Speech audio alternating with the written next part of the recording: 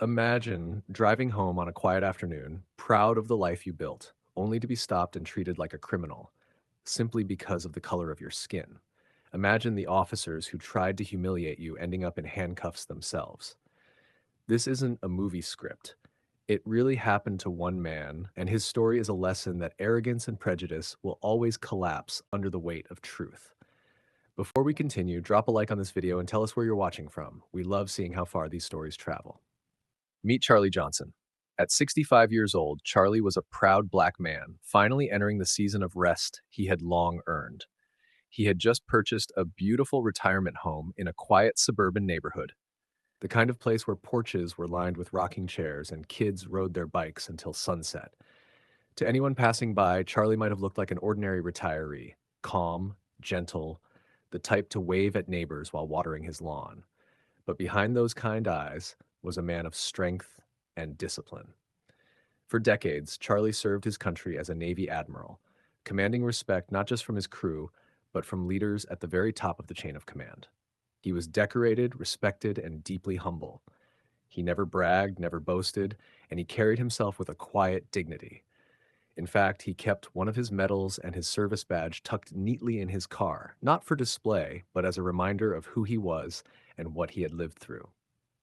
Charlie believed he had seen it all: storms at sea, hostile encounters in foreign waters, and the stress of protecting men under his command. But nothing prepared him for what was about to unfold on an ordinary drive home from the grocery store. On the other side of this story were two officers, Clark and Miller. Clark, the taller of the two, carried himself like a man who thought his uniform gave him absolute power. His chest puffed out, his hand never far from his holster. His partner, Miller, was shorter, but carried the same arrogance, smirking at people he deemed out of place, especially if they didn't look like they belonged in the neighborhood. To them, policing wasn't about serving or protecting, it was about control. And when they saw Charlie, a black man in a nice car driving through a suburban area, they didn't see a homeowner or a veteran. They saw a target. Charlie had just left the supermarket, his trunk full of groceries and his heart full of peace. He was excited to cook his first dinner in his new home. The late afternoon sun spilled gold across the quiet streets as he drove toward his neighborhood. Then flashing lights. A siren. Charlie pulled over calmly, rolling down his window. He had nothing to fear, or so he thought. Clark swaggered over, hand on his belt, eyes narrowed. "What are you doing around here?" he barked. Charlie kept his voice polite. "Just heading home, officer. I live in this neighborhood now, moved in recently." Miller leaned against the passenger side of Charlie's car, smirking. "Doesn't look like you're from around here," he said, his words sharp with insinuation. Charlie's grip tightened slightly on the steering wheel, but he stayed calm. "I just came back from the grocery store. If you'd like, I can show you my license and proof of residence." But Clark waved him off. He didn't care about licenses. He didn't care about proof. He only cared about reminding Charlie who he thought was in charge. "Step out of the car," Clark demanded. Charlie hesitated, his instincts telling him this was about more than a traffic stop. But with measured composure, he opened the door and stepped out, his posture straight, his movements deliberate. The officers immediately began searching his car, tossing aside bags of groceries, ignoring his calm explanations. When they found nothing, frustration flashed in their eyes. That's when Clark's voice turned harsher. "Put your hands behind your back. We're taking you in." Charlie's gaze sharpened. He could see it now, the way they looked at him, the contempt in their tone. This wasn't about law. This was about race, about assumption, about abuse of power.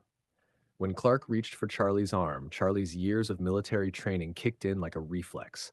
With one swift move, he flipped the officer onto the hood of his own patrol car, disarming him in seconds.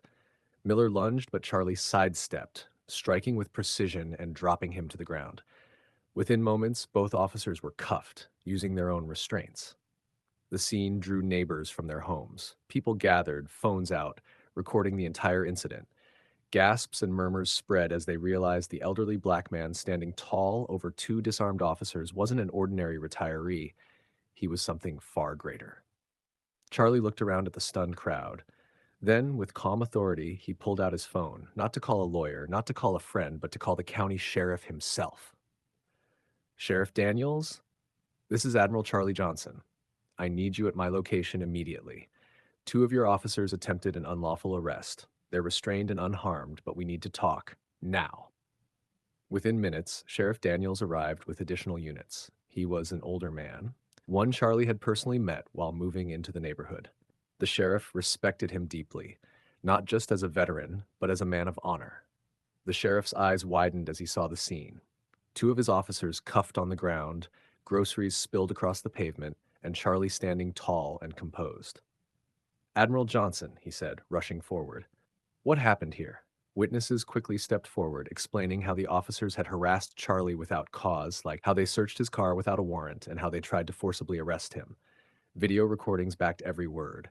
Clark and Miller sputtered excuses, but it was too late. The sheriff's face hardened. His voice cut through the crowd, firm and commanding. You two swore an oath to serve and protect. Instead, you profiled, harassed, and disgraced the badge you wear. This community deserves better. This department deserves better. And this country, deserves officers who understand justice, not abuse it. He turned to his deputies. Remove their badges, effective immediately. The deputies stepped forward, unclipping the badges and utility belts from Clark and Miller. The metallic clang of their badges hitting the pavement echoed like a verdict. The sheriff then turned back to Charlie, standing before him like a man offering respect. He extended his hand. Admiral Johnson, on behalf of this county, I thank you for your service, not just to the nation, but for reminding us today what true courage and honor look like. Charlie shook his hand firmly, the crowd cheering louder than ever. The cameras caught everything, the disgrace, the speech, the handshake of respect. News spread fast. By evening, the videos had gone viral. Headlines screamed of the two disgraced officers who tried to abuse their power and ended up humiliated by a black Navy admiral. Their careers were over, their reputations shattered, and their arrogance turned to ash. Charlie returned home that evening, his groceries replaced by neighbors who wanted to honor him. Sitting on his porch, he reflected on the events of the day. It wasn't about proving his strength or reliving his Navy days. It was about showing that prejudice always carries consequences. Arrogance will always crumble. Charlie's story became a living reminder. Never judge a man by the color of his skin or by your own assumptions, because the person you try to step on today may be the very one who holds the power to humble you tomorrow. What do you think about Charlie's story? Let us know your thoughts in the comments and share where you're watching from. We love seeing our community span across the world. And if stories like this inspire you, don't forget to hit that like button and subscribe for more powerful tales.